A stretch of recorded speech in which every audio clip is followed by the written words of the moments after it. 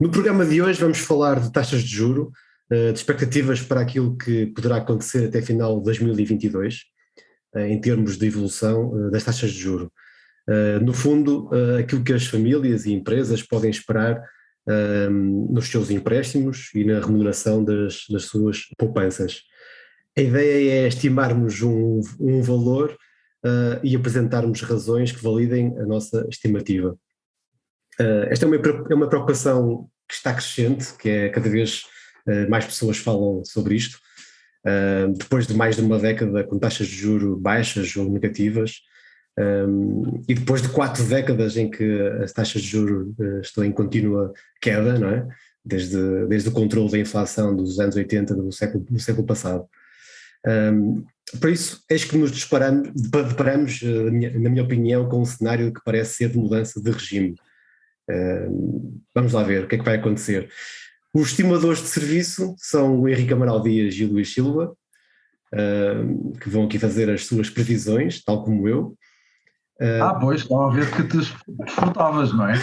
Não me estou a furtar de nada. Nós estamos numa fase de grande volatilidade e, portanto, as previsões, como elas próprias são previsões e vão ser muito voláteis. Temos tido os mercados, não só de obrigações como acionistas, também muito voláteis. Ainda recentemente uma empresa, a Meta, a Facebook, caiu mais de 25% num só dia. Portanto, temos aqui em volta também de grande instabilidade nas obrigações, que é um mercado tipicamente mais conservador, mas que está envolto nessa expectativa de subir taxas de juro e de inflação alta. Portanto, vamos ter aqui muitos assuntos para debater e muitas previsões para fazer.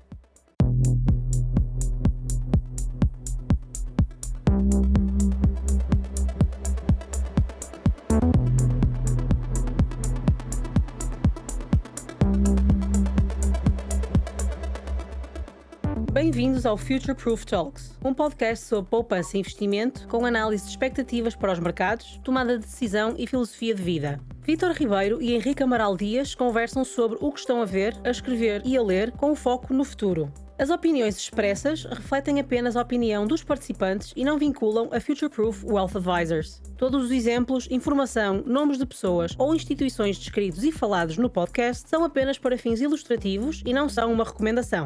O Future Proof Talks não é nem pretende ser um substituto do aconselhamento personalizado.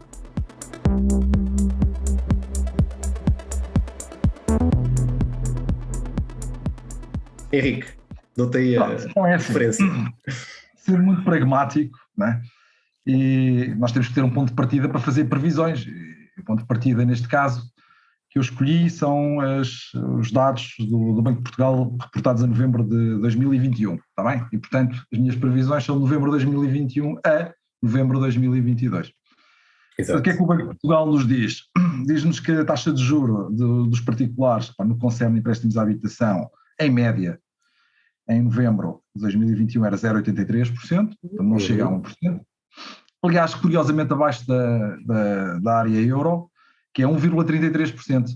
E para mim isso justifica-se pelo facto da procura do imobiliário em Portugal ser mais sustentada e haver um crescimento do valor em média do metro quadrado.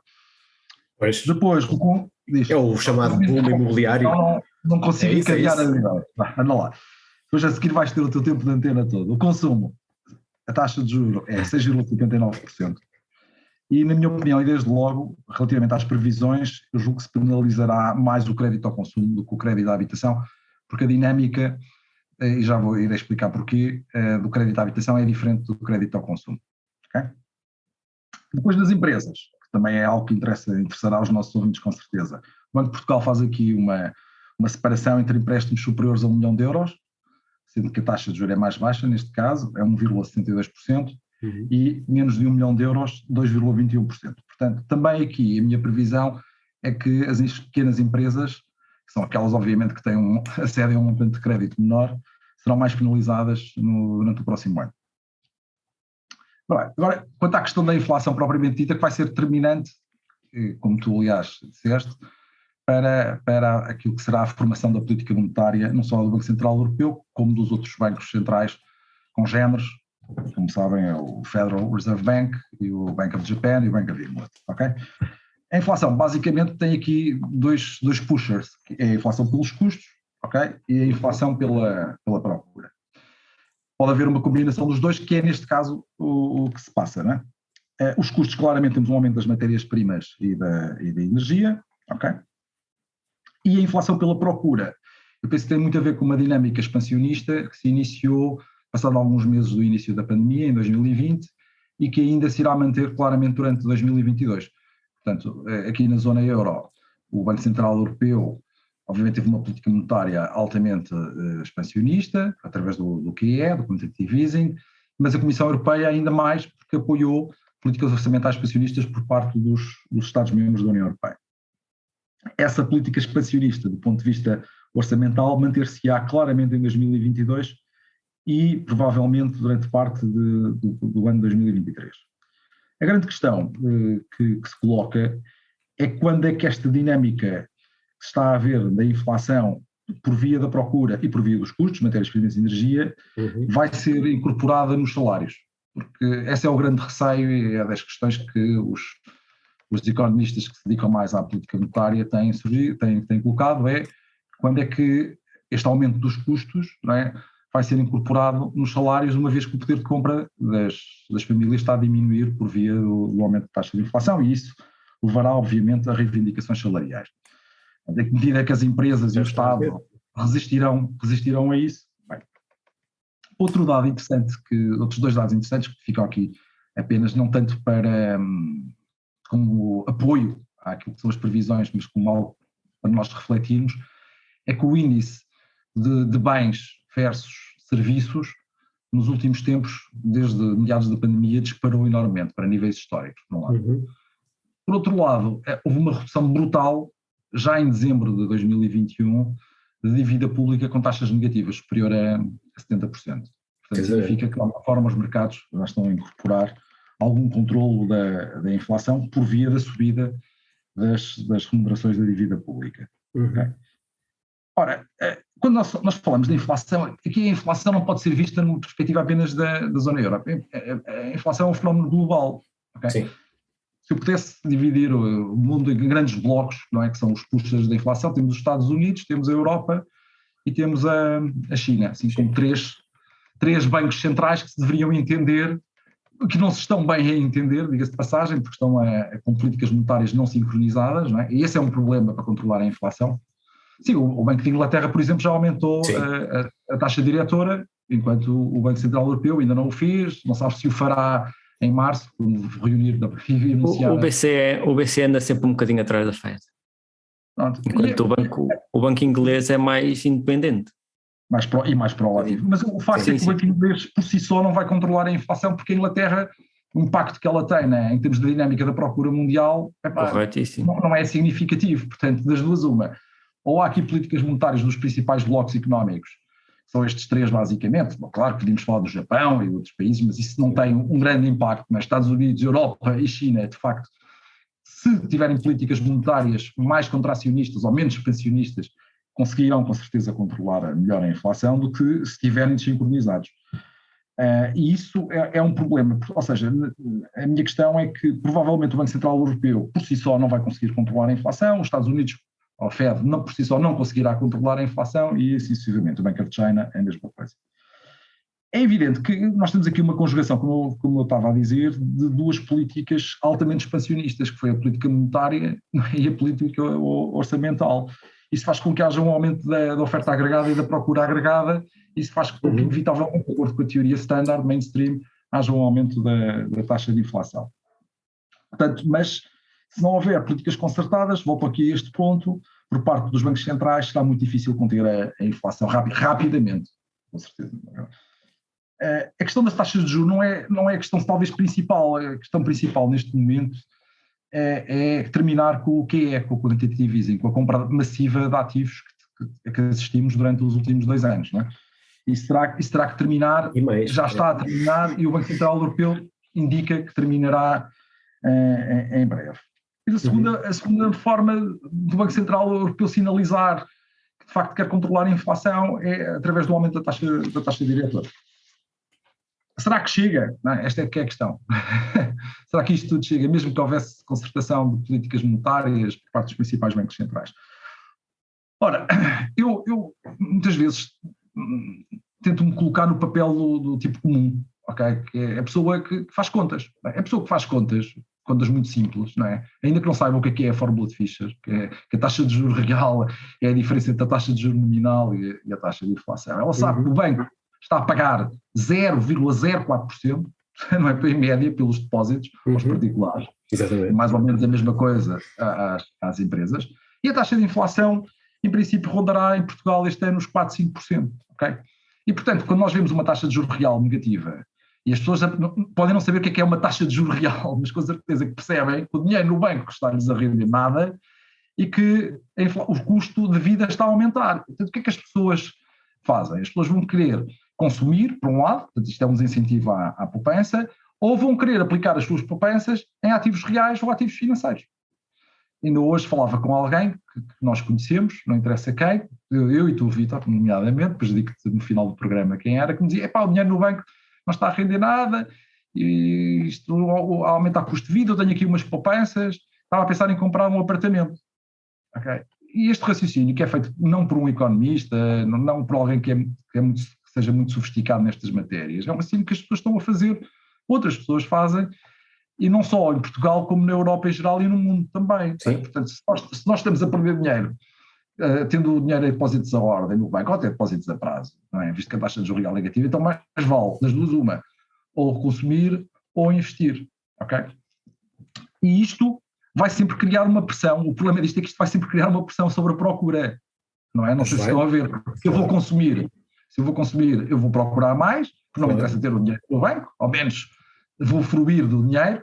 Se vou investir, isso também, por via do investimento, também gera um aumento dos preços, nem que seja dos bens de investimento a nível dos particulares. Por outro lado, as empresas pensam da mesma maneira, mais não numa ótica de consumo, mas mais numa ótica de investimento. Mas os bens de investimento também geram inflação, portanto, porque vão gerar maior procura de matérias-primas, mais energia, etc, etc. Portanto, temos aqui um problema um bocado bicudo. E, portanto, o facto é que, e isto é inédito, não é? Isto é que me parece que é mesmo inédito, nós temos taxas de juros reais negativas desta dimensão. Não tínhamos, nem nos anos 80 nós tivemos isto, nem nos anos 70. Nós tivemos sempre sistematicamente taxas de juros nominais acima da taxa de inflação.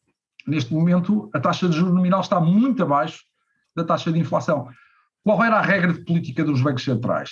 A clássica. A clássica era, se há pressões inflacionistas, a inflação está acima do target, num prazo, então nós vamos aumentar mais a taxa de juros nominal do que a inflação, de modo a que a taxa de juros real aumente. Mas o problema é que nós temos uma taxa de juros real negativa de menos 5%. Isso é um novo fenómeno. Não sei se, eu não vi isto escrito em lado nenhum, mas é claramente um novo fenómeno. Sim, nos anos 80, provavelmente na saída às guerras. O Paul Volcker, que era o governador da Fed, e consegue controlar a inflação, o que ele faz é uma política monetária altamente restritiva, mas parte de uma base em que as taxas de juros nominais eram superiores à taxa de inflação. Precisamente. Coisa que hoje não acontece, ok? E isso faz com que os agentes económicos tenham uma lógica de consumo e de investimento diferente daquilo que seria um aumento de taxas de juros numa ótica de taxas de juros reais positivas, que não existem, ok? Pronto. Este é um problema. Então, previsões. Eu acho que o Banco Central Europeu vai aumentar 2 a 3 vezes as taxas de juros este ano, indo de 0,5% a 0,75%. Ok? Acho que a taxa de inflação na zona euro em janeiro de 2022 era 5,1%, isto só para contextualizar a minha previsão. 0,7% em alimentação, 2,8% em energia e 1,6% core, ou seja, a inflação do essencial. Okay, que não tem a ver com fenómenos de matérias-primas, nomeadamente alimentação e energia. Portanto, o que é que eu acho? Provavelmente vão ter que lançar mão de outros instrumentos monetários, política monetária, que não só da taxa de juros. Vão drasticamente reduzir os montantes e maturidades de operações de open market, ou seja, compra de ativos, no mercado aberto, e vão aumentar a taxa de absorção de liquidez. Por forma não tanto a controlar o consumo e o investimento por via da taxa de juros, mas mais por via do racionamento de crédito.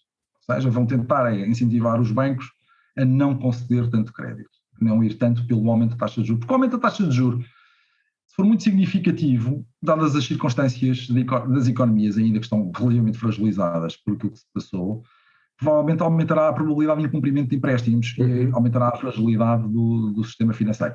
Eu penso que os bancos centrais, pelo menos aqueles que eu estou a falar, não quererão isso. O que querão é uma redução drástica do montante de crédito. E daí que, e terminando, a previsão relativamente à inflação para o final deste ano, novembro, dezembro, da zona euro, e contextualizando o índice harmonizado de preços no consumidor, portanto é esse indicador de inflação que me estou a referir, rondará os 4%. Okay? Quanto às taxas de juros que as pessoas vão pagar, os particulares da habitação, daqui a um ano, portanto no final deste ano, estarão a pagar 1,6% em média. Okay? Relativamente ao consumo, vão ser um bocadinho mais penalizados, aponto para 7,85%. Relativamente às empresas, para as pequenas empresas, aquelas que têm menor acesso ao crédito, ou seja, para empréstimos de menos de 1 milhão de euros, 3,25%, e para as maiores empresas, 2,6%.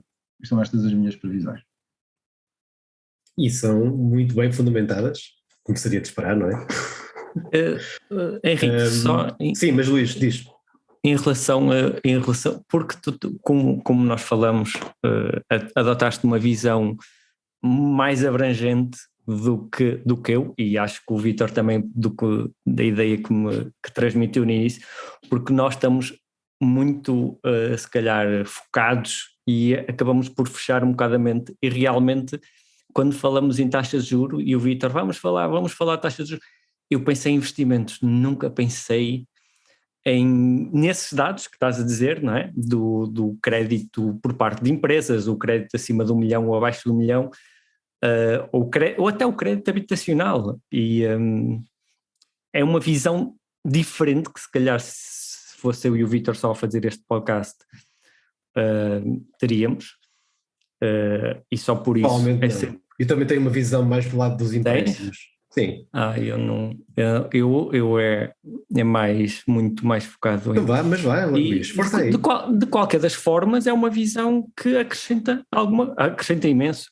E em relação, a minha questão era, em relação aos empréstimos habitacionais, daquilo que tu falaste, estás à espera que no próximo ano aumente 1 ponto percentual?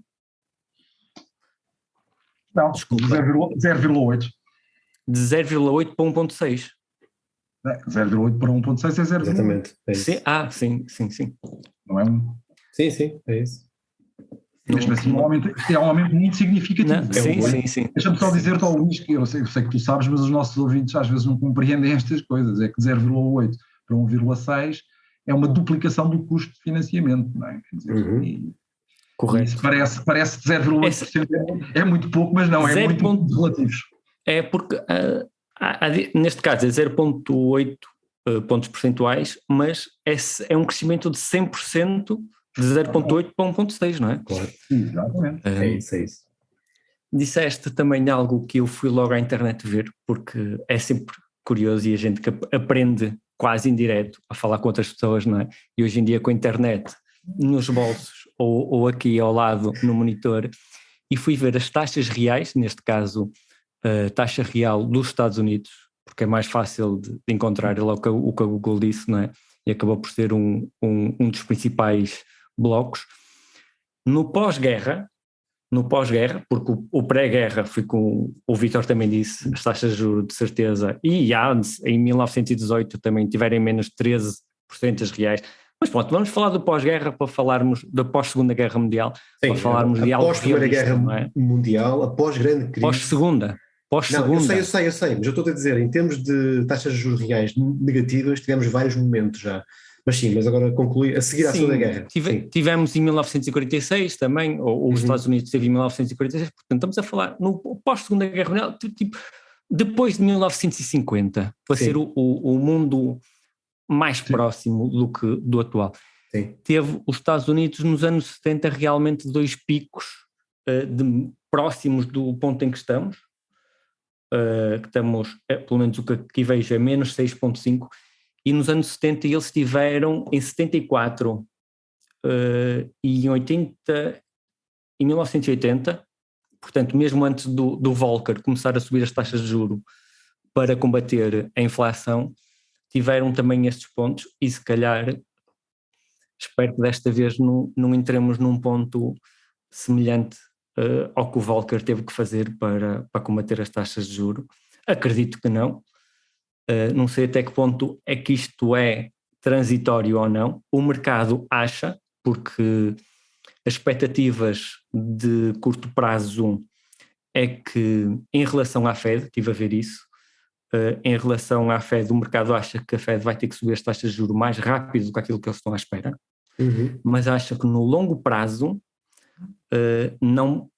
a taxa de juros de longo prazo vai ser mais baixo do que aqueles que eles estão à espera.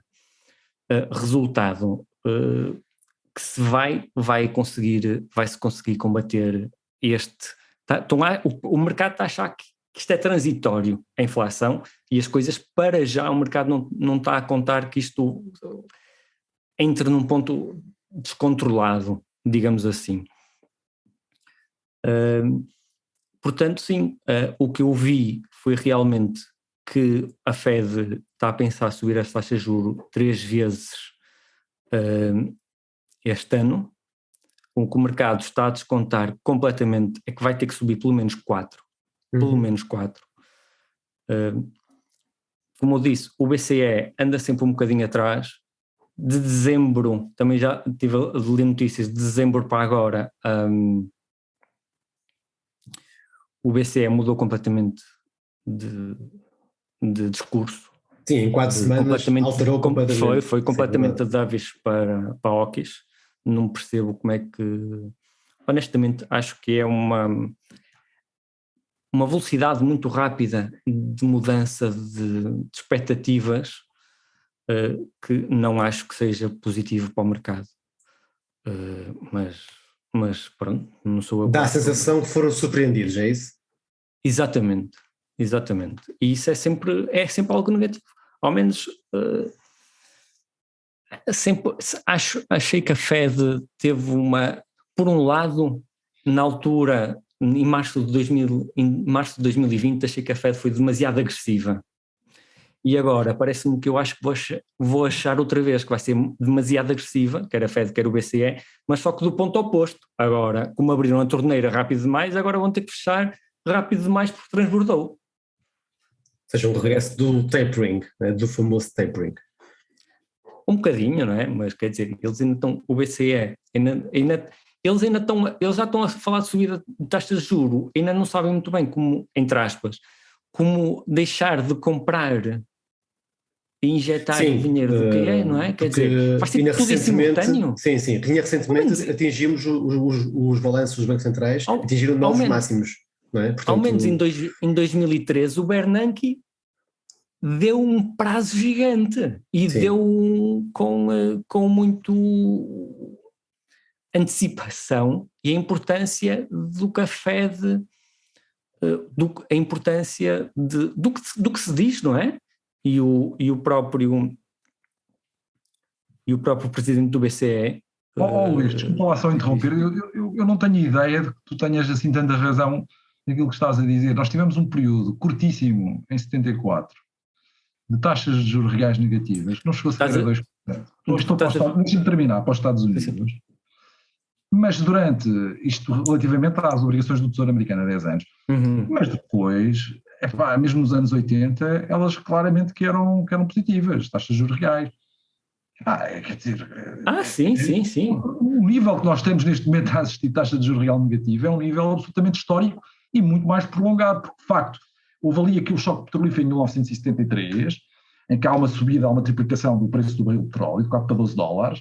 É evidente que a inflação sobe muito e a taxa de juros não acompanha, mas logo passado poucos meses acompanhou. Não é o contexto que nós temos atualmente, nós estamos num contexto relativamente prolongado de taxas de juros reais negativas.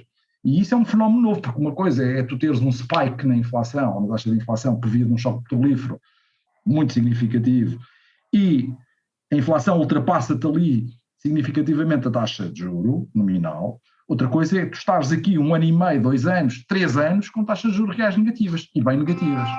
Sim, pode acontecer. Já aconteceu, já tem vindo a acontecer e vai continuar a acontecer. E mais, eu estava-me a referir ao pós-Segunda Guerra Mundial, não estou a referir claro, toda a história da economia. Sim, claro. Este fenómeno que eu me estou a referir, eu tenho que voltar aqui, Luís, desculpa lá, não me leves a mal, é um fenómeno completamente novo, mas é completamente novo. E o impacto que isso tem em termos daquilo que são as decisões dos particulares e das empresas é muito significativo. Daí que a questão da inflação, eu não diria que é preocupante, no sentido que é algo que não é passível de ser contido, mas é uma questão mais profunda que tem que ser atacada com outro tipo de uma forma mais sistemática, de uma forma mais abrangente do que apenas estar aqui a subir as taxas de juros, portanto, com outros instrumentos de política monetária. Sim. É isso que eu queria dizer. Ok? Sim, mas... Eu sei que me estavas a dar uma história de taxas de juros, mas eu também fui agora à internet aproveitar para ver, e não é tanto como tu estavas a... Aliás, até devo dizer mais, Luís. No final da década de 70, a taxa de juros real, por exemplo, das OTs, das obrigações do Tesouro Americano, estava já nos 4%, e a seguir ao Volcker vai quase para os 9 e tal %. Portanto, atenção, isto foi o que o Volcker fez, foi carregar mesmo no travão a fundo. E, portanto, elas nunca estiveram tão negativas durante tanto tempo. Isto não é um fenómeno novo. Aliás, não é um fenómeno novo, não. É um fenómeno novo. Sim. Isto é, de facto, um fenómeno novo. E estar a dizer que isto não é, porque, reparem, isto é um impacto. As pessoas, ao comprarem, por exemplo, ao quererem aplicar o seu dinheiro na compra de ativos imobiliários, e há muitas pessoas que o estão a fazer, ok? Ou estão a pensar em fazê-lo, isso vai fazer com que o preço do imobiliário continue a aumentar aqui em Portugal. O que, por um lado, acaba por não ser muito mal para as famílias, porque os bancos facilitam um bocadinho o crédito quando o valor da garantia aumenta. Mas, de qualquer maneira, nós não estamos eu não estou muito preocupado com a inflação. Eu estou mais preocupado com as pessoas que têm dívida. Não é? E que estão, digamos, num equilíbrio precário entre os meios que têm para se financiar e as obrigações que têm que cumprir. Quando digo as pessoas, estou a falar tanto de empresas como de particulares. Acho que poderá haver aqui alguns desequilíbrios de tesouraria relativamente a quem esticou o pescoço de meio no próximo ano. Mas vamos por partes. Luís, em termos de previsões, também quero voltar a estas coisas que vocês estão a dizer, também quero dar a minha opinião, que é algo diferente da vossa e menos concordante, mas ainda bem, não é? Mas Luís, concretizando, então em termos de previsões, o que é que tens aí na manga? Eu fiquei surpreendido, como eu disse, do Henrique trazer os números e de tantos... Traz os teus. E tantas visões. Não, a ideia é surpreender-nos. Eu realmente sou aquela pessoa que faz as expectativas e cria expectativas muito à base do que o mercado está à espera. Claro, sim. E realmente, por isso é que eu questionei de facto o Henrique por parte do aumento de 0,8 para 1,6 que ele estava à espera. Uhum. E acho que cá na Europa é capaz, provavelmente está em linha com aquilo que eu penso. Acho que os Estados Unidos vai apertar mais rapidamente que a Europa.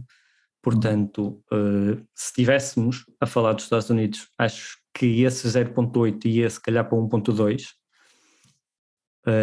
Eu estou a falar neste caso do crédito habitacional porque é aquele que é afetado praticamente diretamente logo se o BCE subir as taxas de juros, Euribor, ao contrário do crédito a consumo ou o crédito a empresas, que depois ainda tem um spread que vai depender mais se a economia estará bem ou não, mas sim, realmente acho que no curto prazo, no próximo ano, o mercado está a descontar que quer a Fed, quer o BCE vão ter que apertar um bocadinho mais o cinto, ainda mais do que aquilo que eles estão à espera. Em termos de expectativas, eu também foquei mais na questão das taxas dos dois bancos centrais, tanto da FED como do BCE.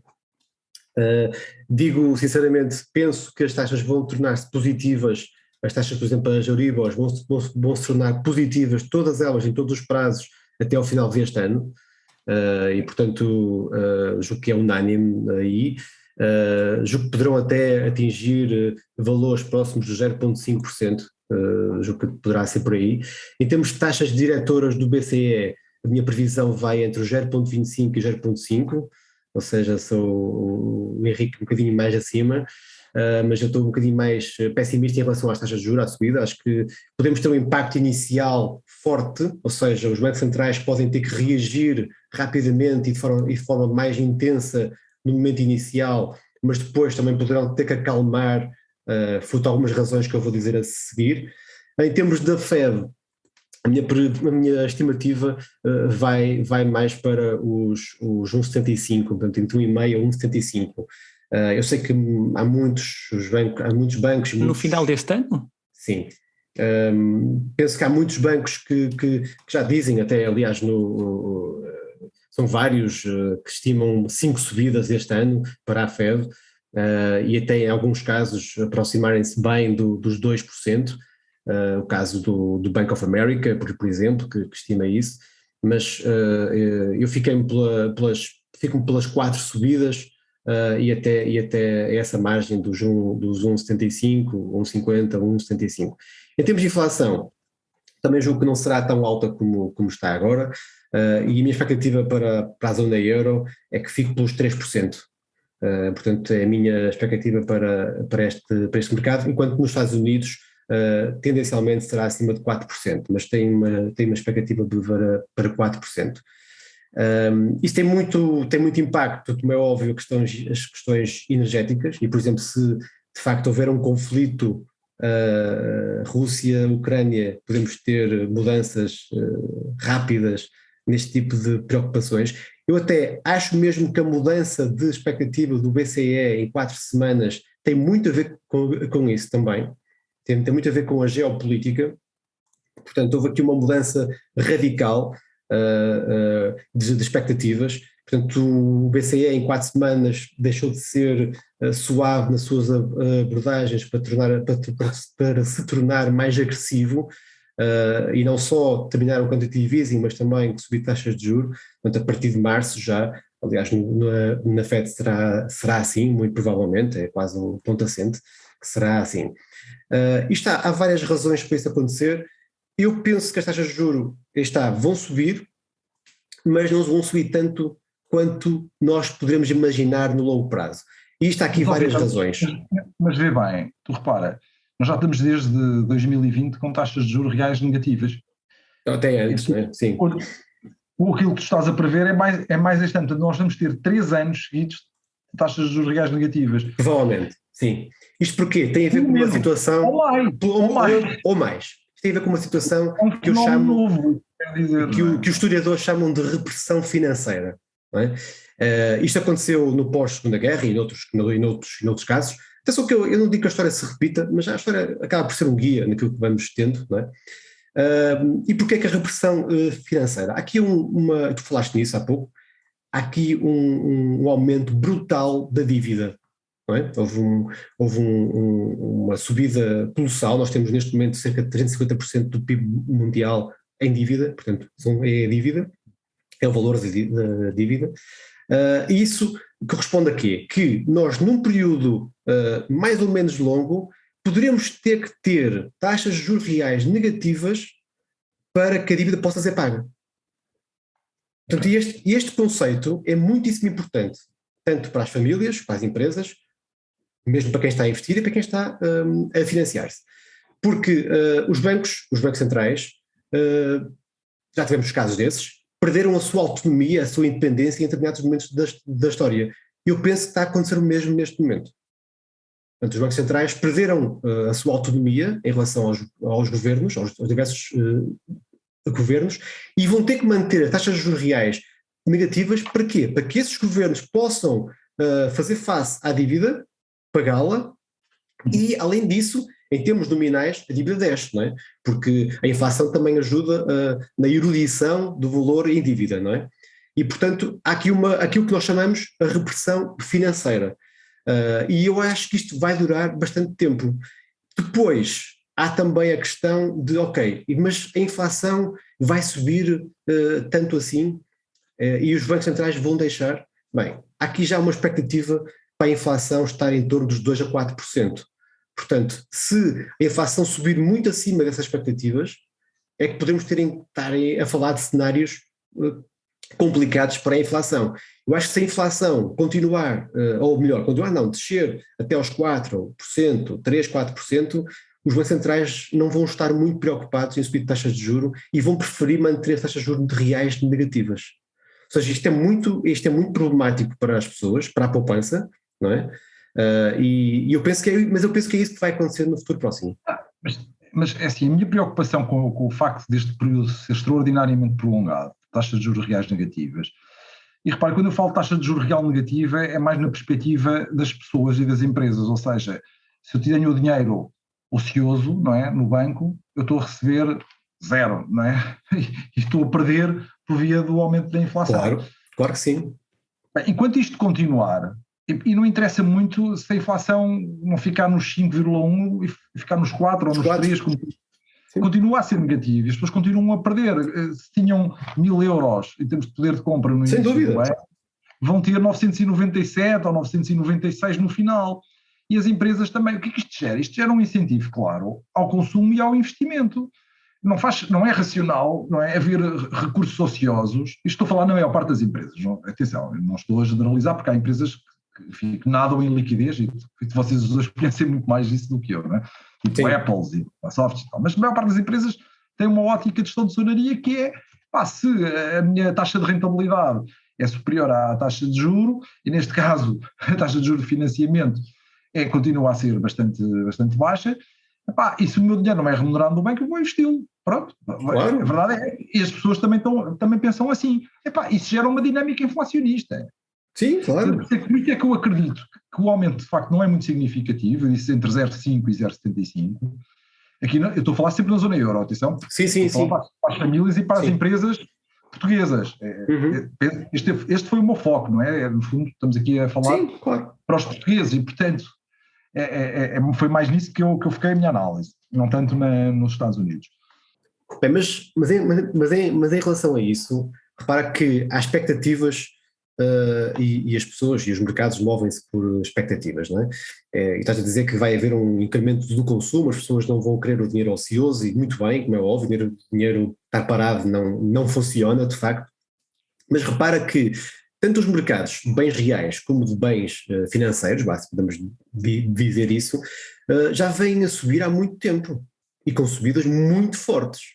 E não é só nos Estados Unidos e na Europa, quer dizer, em Portugal também. Não é? Quer dizer, no mercado, na parte financeira nem tanto se calhar, mas a parte de real, a parte do mercado imobiliário é um sintoma de facto, e os mercados, tanto o mercado imobiliário como o mercado financeiro, principalmente aquelas empresas que conseguem repassar os custos da inflação, bem, são várias que conseguem. Há vários setores que são dinâmicos a esse nível, a parte de setores de energia, os setores da banca, são setores bons para a época, para cenários de inflação mais elevada, porque as taxas de juros vão subir e, portanto, isso também beneficia. O mercado imobiliário é também um bom protetor à subida da taxa de inflação. Não é? E, portanto, já estamos a ver essa subida há alguns anos, não foi por causa da inflação, não é? Mas eu diria que se calhar no último ano, já teve muita influência desse cenário. Portanto, as pessoas já estão a pensar à frente. O que eu acho que o mercado está a pensar já, e já está a descontar, é que a subida não vai ser tão forte e que a inflação não vai ser assim tão consistente. Porquê? Porque haverá um certo ponto em que, repara, as empresas já não vão conseguir gerar aumentos de lucros muito fortes. Portanto, nós neste momento tivemos um bom alinhamento, os mercados acionistas subiram, porque também houve uma grande subida das expectativas com os lucros. Mas o que estamos a ver é que essa expectativa com os lucros também está a diminuir. Portanto, não vai haver tanta rentabilidade futura, quando eu digo futura, se calhar num âmbito, num período de 5 a 10 anos, aliás, já há mesmo, por exemplo, a Vanguard dá uma expectativa de rentabilidade negativa a 10 anos, negativa a positiva, menos 0,3 até 3,2, acho que eu, é um cenário um bocado... real ou nominal? Real. Portanto, nas ações americanas. Portanto, o cenário é este. O mercado subiu muito, descontou lucros futuros muito elevados, mais longe no tempo. E porquê? Tínhamos taxas de juros muito baixas e pouca ou nenhuma inflação. Inflação, porque inflação em termos monetários, em termos de mercados, já tínhamos alguma, não é? Portanto, o que nós podemos ter agora é as pessoas procurarem e terem que procurar alternativas que vão ser certamente muito mais voláteis, muito mais instáveis, para poderem não sofrer dessa erosão do dinheiro parado. Então, mas vai ser mais complicado. Eu sugeria um conselho às pessoas, não é? Que os seus investimentos pautassem, por exemplo, no imobiliário, por uma seleção criteriosa nos locais onde estão a investir. Ou seja, elas têm que ver o potencial de valorização dos imóveis. Porque é evidente que até há pouco tempo, até há 3 anos, 4 anos atrás, em Lisboa, as yields prime andavam na ordem dos, em média, estou a falar de escritório, habitação e indústria, andavam aí na volta dos 5, 6%, hoje aceitam-se yields muito mais baixas, mas ainda assim, certo, mas ainda assim, se formos a ver, é melhor do que ter o dinheiro parado no banco, não é? Sem dúvida. E as pessoas fazem essa comparação. E relativamente àquilo que tu estavas a falar, e tens toda a razão, cada vez mais tem que haver uma perspectiva de longo prazo mesmo no investimento em ações e em setores, nós temos vindo a falar disso pessoalmente, em setores que têm um forte potencial de crescimento e que são, não vamos estar agora a falar disso, não é hoje o tema, sim, mas que as pessoas têm de facto um racional de investimento. Sim. Pronto. E setores e geografia, não é? Geografias. Normalmente, quando a gente fala em setores, depois já pode ter lá engloadas as geografias, como tu sabes, melhor do que eu. Mas mais para ter que contextualizar, ou seja, temos algumas regiões em que a inflação potencial estamos a falar é de um ETF de batatas, não quero estar a particularizar, um ETF de batatas, as batatas podem vir, parte das batatas vem da Europa, parte das batatas vem da Austrália, outra parte das batatas vem dos Estados Unidos, outra da China, portanto, tu consegues dentro de um setor também ter diversificação. Sem dúvida, claro, e aliás, como temos tantas multinacionais, é óbvio que isso acontece naturalmente quase, não é? Quando compras um ETF dos Estados Unidos, estás a comprar quase um ETF mundial, não é? Portanto, é mesmo isso. Mas em termos de diversificação, cada vez é mais importante. O efeito diversificador daquela carteira típica, obrigações, ações, pode estar a diluir-se também, porque com taxas de juros tão baixas, deixa de ser menos evidente esse efeito, não é? E, portanto, as pessoas vão ter que procurar outro tipo de alternativas. Agora, de facto, concordo, ter o dinheiro parado não é bom cenário. Há uma situação interessante que é o aumento brutal da poupança, de facto foi prejudicial, porque muito dessa poupança passou para os bens reais e para o mercado de ações e de obrigações também. Portanto, houve aqui uma transferência, essa poupança foi aplicada, muita dessa poupança foi aplicada e, portanto, gerou expectativas de retorno no futuro muito elevadas, não é? E por isso até há uma frase do Ben Bernanke, falámos há pouco dele, tem cerca de 20 anos, que diz que há uma armadilha da poupança, ou seja, o excesso de poupança pode ser uma armadilha para os retornos no futuro e para a inflação, não é? Portanto é interessante vermos isso. Mas eu passaria agora a palavra ao Luís, então, para ele dar as suas previsões e concluirmos, entretanto. Foste mais agressivo que aquilo que eu seria em termos, estou-me agora a recordar, em termos de subidas de taxas de juro. Penso que provavelmente, se bem que foste, eu depois estive a confirmar aquilo que disseste e está bastante próxima do que o mercado acha. Disseste 1,5 a 1,75 nos Estados Unidos, não foi? Sim. No final deste ano. Acho que eu sou um apologista de que o mercado está mais vezes certo do que errado. Certo do que errado. Vitor, e aqui no BCE? O BCE, que é o que interessa à malta. Entre 0,25 e 0,5. Ok. Também já tinha dito. É um bocado difícil eu não concordar contigo porque é o que o mercado está a dizer, não é? Luís, tens que dizer, pá. Isso prevê subida de taxa de juros 2 vezes por parte do BCE? Podes, tu é que sabes, o BCE pode subir. Estou-te a perguntar. Não, eu acho que o BCE vai subir 2 a 3 vezes a taxa de juros, já há quem aponte para 4. Não, 4 no BCE. Tanto. Pois, mas eu estive a ver, mas para chegar ao teu valor na Fed tem que subir 5 vezes a taxa de juros, a 0,25, não é? E a média, mas pode subir mais. Se a inflação de facto disparar e continuar a subir e ser muito forte, podemos ter subidas, já tivemos casos desses anteriormente. Eu acho que a questão da inflação vai um bocado em linha com aquilo que o Henrique disse, se as empresas começarem a passar e a dar aumentos significativos às pessoas, isto pode às vezes se calhar entrar num ciclo que a inflação não seja tão simples de controlar como aquilo que o mercado neste momento está à espera, não é? Sim, já vemos isso, o mercado de trabalho vai ser fundamental na questão da inflação. E também... E houve já um policy maker, não me recordo agora de quem foi, mas houve um policy maker que disse efetivamente que as empresas não deviam ajustar os salários à inflação, não deviam subir os salários à inflação, e foi algo polémico, porque realmente não foi bem recebido, porque a maioria das pessoas, não é, vem o custo de vida a subir, quer dizer, está este tipo que deve ganhar rios de dinheiro, entre aspas, a dizer, eu não posso receber mais 50 euros ou 100 euros ao final do mês. Mas olha, o que estamos a ver com esta pandemia e pós-pandemia é que os salários mais baixos estão a subir mais que os salários mais altos, o que é bom também para a gestão da desigualdade, não é? Que ela aumentou tanto nos últimos anos. Mas sim, Luís, desculpa, interrompi-te.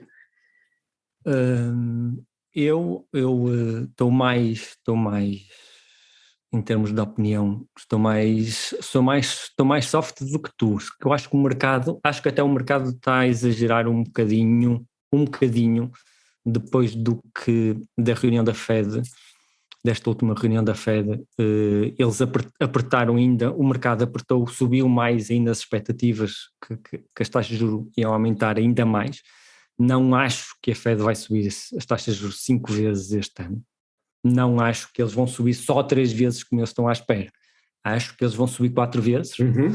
Okay. Portanto, estou a apontar para 1,25 ou 1,50 por parte da Fed. Ok. Sim, acho que o BCE é capaz de subir as taxas de juro 2 vezes, provavelmente. Estou mais em linha com uma subida de 0,5 a 0,75. Subir 3 vezes o BCE também não é completamente fora, mas estou à espera realmente. Luís, aí estamos absolutamente de acordo. A minha previsão para o BCE é 0,75. Eu estou mais... A Fed eu não abordei. Pois. Sim. Eu estou mais em linha com as tuas previsões do que o Vítor está a seguir as do mercado, e eu acho que o mercado está um bocadinho assustado, entre aspas, e está a forçar a Fed. À medida que a Fed vai... Está a forçar os bancos centrais, não é? Está a forçar a ação dos bancos centrais. Sim, eu infelizmente sou muito americano no que diz respeito a investimentos e foco-me demasiado nos Estados Unidos. Não vivendo lá não é propriamente algo positivo. Mas sabes, Luís, a questão é, eu falei com o Vítor na altura, quando foi a preparar o tema do podcast. Eu não sei se isso te acontece aí onde tu vives, mas aqui os meus amigos, de falar médicos, alunos, etc., o que eles me perguntam é: o que é que vai acontecer às taxas de juros? Arquitetos, o que é que vai acontecer? Já recebi telefonemas de amigos. Por isso é que eu me foquei muito aqui na zona euro, não é? Em Portugal em particular. Claro. E foi a questão, agora estamos a falar da pessoa que tem que pagar um crédito ao final do mês habitacional. A questão foi um amigo meu da faculdade telefonou: olha, como é que isto vai ser com a subida das taxas de juros? Vale a pena eu fazer um crédito? Ou fazer um crédito? Sim. Fazer um crédito fixo, taxa fixa, que era o que o banco lhe estava a propor. E basicamente o banco o que faz é um swap de longo prazo e põe um spread em cima na mesma, não é? Sim, ou seja, o banco vai ganhar.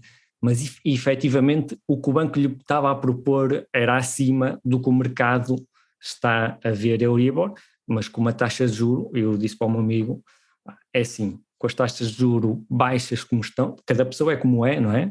eu dei-lhe a minha opinião, e normalmente eu dou as minhas opiniões com base no que eu imagino que faria na posição da pessoa, e disse-lhe, com as taxas de juros baixo, é normal que o banco vai ter que dar um spreadzinho acima do que o mercado está a descontar para a Euribor. Acho que na altura há 30 anos a Euribor estava baixíssima. Não, neste caso a expectativas. Só para 30 anos. Sim. O que nos dá as previsões, sim. Não é? O que o mercado está à espera. Sim. E de facto, é que eu costumo dizer em muita coisa, em investimentos e na vida, para mim, a psicologia e o meu à vontade a fazer coisas, se calhar vale um pouco o dinheiro, o ganhar ou não. Eu virei para ele e disse, se calhar não vais ficar a ganhar ou a perder nada de especial, mas só o estás à vontade, no final do mês já sabes o quanto vais pagar. Sim, e achas que é um valor justo, obviamente, não é? Não estamos a falar de um valor maluco, era um valor que nós achamos justo e um spread muito pouco acima de um swap de 30 anos. Eu disse, na tua situação, assim, no curto prazo ficas a perder, se calhar no longo prazo, no muito longo prazo até és capaz de ficar a ganhar qualquer coisa. No final do dia não ficas a ganhar nem a perder muito. Ganhas é a paz da alma. Sim. Se entrar num ciclo... Sim, se nós tivermos uma mudança de regime... Um grande conselho, porque a paz da alma não tem valor, pá. Não tem valor, precisamente. E não, a questão é esta. Essa também é a minha opinião. Estou a dormir descansado. Vale mais do que ganhar uns cofres. Precisamente, é isso mesmo. E a questão da mudança de regime, nós vimos de um regime de taxas de juros baixas e consistentemente baixas, taxas de juros reais negativas, que é de facto uma coisa incrível, não é, na história. E se tivermos uma mudança de regime que isso leve a taxas de juros mais altas, de facto as pessoas têm que ter consciência do perigo que é ter uma taxa variável para um empréstimo, não é? E representam uma fatia enorme, digamos, no bolo, no rendimento que existe, e que pode passar do limite de 30% que normalmente as pessoas colocam para pagar empréstimos, não é? Pode de repente subir para 35%, 40% ou até mais. Portanto, as pessoas ficam, digamos, presas a esse não é uma movimento. Não é uma forma comum, acho eu, de pensar que em Portugal não há muito investimento, não há muito crédito hipotecário, penso eu, taxa fixa. Mas repara que isso não existe porque também não há oferta a esse nível. E agora, e se houver oferta a esse nível, não é já há alguma oferta, porque os bancos normalmente fazem isso, mas fazem isso com swaps a 5 anos ou swaps a 10, ou seja, na prática são taxas variáveis a mais longo prazo. Portanto, temos que ver esse cenário dessa forma. Eu acho que aqui há uma situação importante, são as palavras. E só para resumir, e antes de passar às previsões finais, alteradas, para quem quiser alterar, há aqui uma questão que é uma questão de semântica. Os bancos centrais falam bastante, não é? A questão das palavras são muito importantes. Nós vemos a questão da persistência, se é persistência, é transitório. Portanto, o que nós vemos aqui, e engraçado, isto é quase uma piada, mas eu vejo isto muito do que pode acontecer. É uma piada porque não vai ser assim, não é esta a minha estimativa. Mas repara, o ano passado tivemos a inflação e os bancos centrais deixaram a inflação aquecer, não é? Os bancos centrais deixaram, com a questão da situação de ser transitória, deixaram, vamos aquecer a economia, vamos aquecer a inflação. A inflação de facto subiu, foi um disparate, em termos energéticos, outros casos, em termos de salários também. Depois vamos comunicar com os mercados que vamos agir de forma rápida e agressiva, é o que está a acontecer este ano. De repente, parece que acordaram todos, não, vamos agir e não vamos salvar, porque aquilo que se fala muitas vezes é que a Fed está pronta sempre a salvar o mercado. Quando o mercado cai, e nós vemos o Nasdaq e os setores mais tecnológicos a cair, em alguns casos 50% em poucas semanas, é uma situação já com algum risco, não em todos os setores, mas em alguns. Portanto, e nós, o que é que nós esperamos? Esperamos sempre que haja ali a mão da Fed a travar ali alguma coisa, a dizer alguma coisa que vá estabilizar o mercado. Nós não vimos isso, vimos os bancos centrais a serem mais castigadores e mais agressivos, a tal política de óbvios para óquis, não é? Depois, o que é que aconteceu? Logo na semana imediatamente a seguir, uns dias a seguir, as expectativas em torno da inflação e taxas de juros dispararam, não é? Ou seja, já vemos taxas de juros a subir, já vemos as taxas de juros a curto prazo nos Estados Unidos a atingirem os 2%, já vemos quase uma inversão da curva de taxas de juros, da curva de rendimentos, ou seja, que isso, sendo uma inversão, pode sinalizar uma recessão a breve prazo, não é? E as pessoas também têm que estar atentas a isso, ou seja, podemos estar a ver uma recessão económica no curto prazo, não é este ano, claro, mas a curto prazo, a curto médio prazo. Depois vemos ok, então os bancos centrais, que é que vão fazer? Vão trazer as expectativas, com palavras, vão trazer as expectativas para baixo. Afinal isto não é assim tão grave, não vamos subir assim tanto, porque a inflação não é assim tão persistente e vamos manter isto estável. E pronto, os mercados sobem e os bancos centrais vão conseguir passar por isto sem mexer na taxa de juros. Bem, isto é tudo semântica e é mais piada do que outra coisa, mas eu julgo que a parte das palavras é extremamente importante. E vocês sabem isso? Não o Mário Draghi disse, nunca deixaria o euro cair. Exatamente. Os efeitos que esse discurso trouxe. Isso era alguém que entendeu bem a importância. Porque as pessoas fazem o mercado. Mas sabes qual é aqui a questão? Porque é que eu acho que aqui é mais difícil, porque o fenómeno da inflação não está nas mãos de nenhum governador do Banco Central. Exatamente. Mas Vítor, porque é global, como tu disseste bem, não é? Foi isso que eu disse, ou seja, é mais complicado haver aqui um efeito sobre as expectativas com base no discurso político. É isso. Não é? Quer dizer, sem dúvida. Talvez se eu pudesse aconselhar, digamos, se estivesse a ouvir os governadores dos bancos centrais, eu diria, se calhar há uma coisa que nós desejamos há muito tempo, é que houvesse uma maior concertação de políticas neste momento dos principais bancos centrais. Sim. E eu penso que isso aí acalmaria as pressões inflacionistas. Sim, pode ser por aí. Agora, repara, também a questão da política fiscal com a política monetária, haver aqui um equilíbrio, não é, entre as duas, porque se ambas são restritivas, de facto a economia vai sofrer, não é? Agora, se uma for ainda expansiva, e acho que a política fiscal e os governos têm muito dinheiro para gastar, não é? No futuro, com a transição energética, com a questão da sustentabilidade, ou seja, vamos ver nos próximos anos um gasto enorme da parte dos governos, de governos mais interventivos. Portanto, eu acho que a política fiscal ainda vai estar algo expansionista a esse nível, menos restritiva, não é?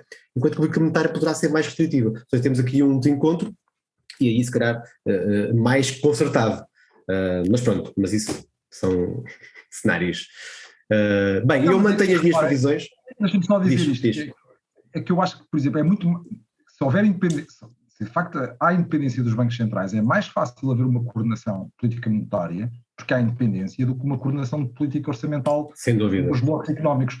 Porque esses até estão sujeitos ao ciclo político. Por exemplo, agora vai haver eleições intercalares nos Estados Unidos.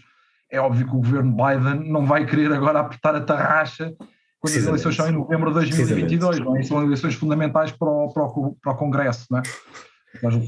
Aliás, o Biden disse que conseguiu trazer a economia, não é? Subir a economia, em um ano não conseguiu nada, não é? Mas pronto, mas isso faz parte da retórica. Mas sim. Bem, olha, então vá, para finalizar, eu, em função daquilo que tu disseste, revejo a minha estimativa para a inflação da zona euro, para 3,5%. Não coincido com a tua, mas diminuo de 4 para 3,5%. Mas mantenho as taxas de juros que os particulares e as empresas vão pagar em Portugal. Sim. 1,6, 7,85, 3,25 e 2,60. Ok. Bem, eu da minha parte mantenho as minhas, mais focado na inflação e nas taxas diretoras dos bancos centrais. Portanto, taxa de inflação de 3% para a zona euro, 4% para os Estados Unidos. A taxas de juro entre os 0,25 e 0,50 para o BCE e 1,50, 1,65 para a Fed. Luís, tu mantens as tuas, não é? Ora bem, a da Fed acho que é menos uma subida da taxa de juros do que aquilo que tu estás a prever.